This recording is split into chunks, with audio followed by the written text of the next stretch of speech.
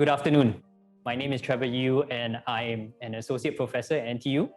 Currently, I am on the faculty of Nanyang Business School, where I teach and do research in HR and organizational behavior. The business environment of today poses some very important questions for us.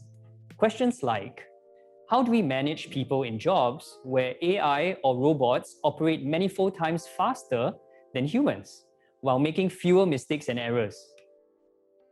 How do we manage a workforce that will be more inclusive and diverse than ever before?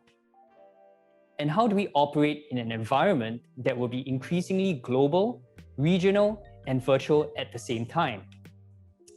My main thesis is this: in order to develop and maintain an engaged workforce, we have to look deeper into the psychology of what drives and motivates people. The key to an engaged workforce, therefore, is to understand and to satisfy the psychological needs of people. Next, we should also leverage on the power of digital AI-based tech to enhance our ability to reach, listen, and connect with our workplace. Third is to identify, craft, and communicate your employer brand to overcome these obstacles to building a culture among an increasingly distributed, diverse, and remote workforce. And finally, is to embrace continuous, personalized, digital-based learning.